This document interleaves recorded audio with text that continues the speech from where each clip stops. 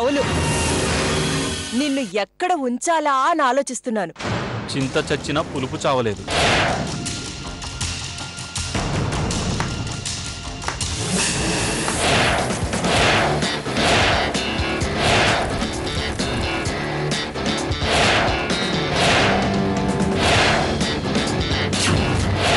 ఎవర్రా మీరు? మేమా బావా? రేఖక్క తమ్ముళ్ళం బావా. ఇక్కడే ఉండి అక్క నిన్ను బాగా చూసుకోమని బావా. ఎందుకు బావా కోపడతావు? అక్క బావకి ఏది ఇష్టమో చెప్పు, తెచ్చి పెడతాం. ఏంటిది? కళ్ళు దొబ్బయా?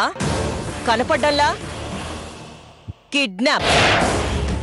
మీరేదో గొప్పగా ప్లాన్ వేశావని ఇంటిల్ల పాది ఇందాక గొప్పగా నటించేసి నిన్ను పంపించారు. నువ్వు సంతకాలు చాలా చాకచక్యంగా పెట్టించానని మురిసిపోయావు. రే అక్క, నిన్ను కాదురా, మీ బావని అన్నానులే.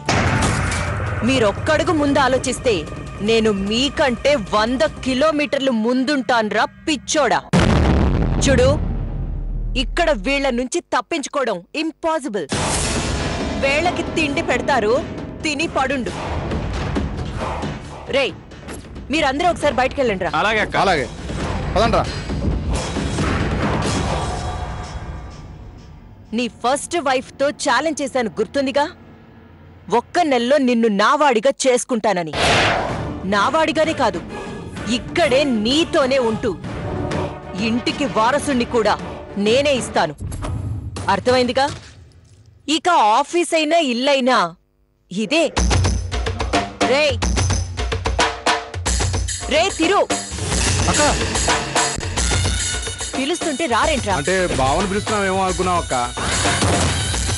అఘోరించారులే. బావని జాగ్రత్తగా చూసుకోండి. నేను మళ్ళీ వస్తాను. అలాగే అక్క. ఎప్పుడొస్తావు అక్క? సాయంత్రం వస్తానురా.